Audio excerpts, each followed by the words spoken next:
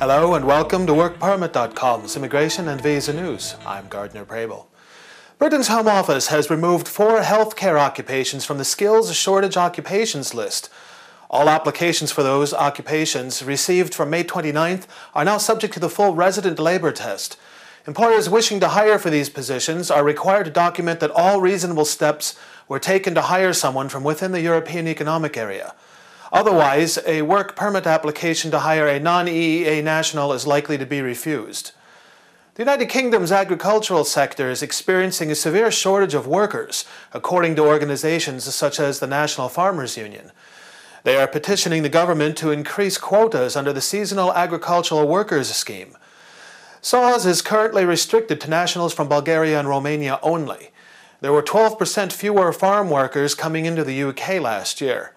In addition to increasing the quota, farming interests are requesting that nationals from outside of the European Economic Area be allowed to use the scheme to work in the UK. The British government has released statistics on asylum applications, including data for the first quarter of 2007. Applications are down about 10%, and at the same time deportation of failed asylum applicants is down about 4%.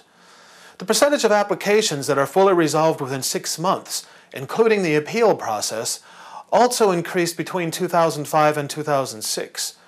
In a bid to make deportations faster, the Home Office is proposing to add 10 more countries to a list of nations whose nationals may be repatriated without an appeal if their application is determined to be unfounded. The European Commission has published a set of proposals to levy penalties against businesses in the European Union that engage in employing illegal migrants. The move is seen as necessary to eliminate economic incentive for people to enter the EU illegally. Businesses and individuals who employ people illegally will be subject to fines, payment of back taxes, loss of business privileges, and potential jail time for criminal offences. Businesses that hire illegal migrants are engaging in unfair competition against businesses that follow the law. The European Commission is pushing for reforms on humanitarian and on economic grounds. It is said that California on its own is between the 6th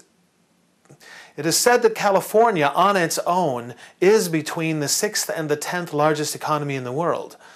It is one of the highest concentrations of science and technology businesses in the world.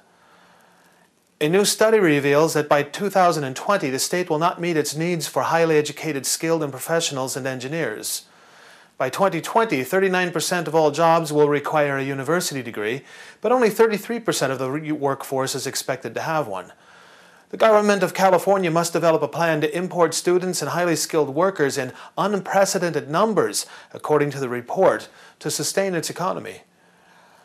The chief executive of the Institute of Professional Engineers New Zealand said this week that New Zealand's new budget for 2007 means that there will be a sharp increase in the need for engineers.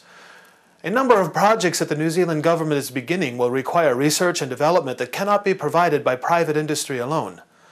Dr. Andrew Cleland suggests that New Zealand needs to engage in strong education initiatives to help people obtain high-level degrees. He also said that highly educated immigrants are needed.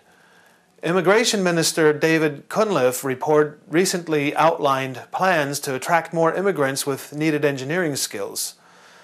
The Australian government has increased funding for the Settlement Grants Program by about 19 million Australian dollars for the 2007 to 2008 fiscal year. 231 new projects were introduced on May 29th to help new immigrants. The main focus of the projects are to assist migrants in building practical skills and to learn about and take part in Australian society. 149 community organizations will help refugees and other migrants become self-reliant and participate in Australia's social and economic life. SGB grants are aimed primarily at refugees, family-sponsored migrants, and dependents of those on skilled immigration visas who have poor knowledge of English.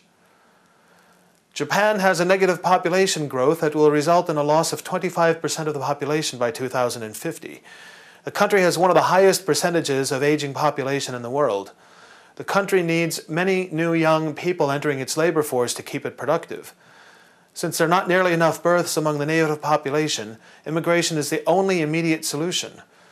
Japan has historically been a very closed society, but it must now implement sweeping immigration changes to bring enough people into the country to keep its economy functioning. If you would like further details on these and other stories, please visit the links on your screen. Thank you for watching. I'm Gardner Prabel for WorkPermit.com, Immigration and Visa News.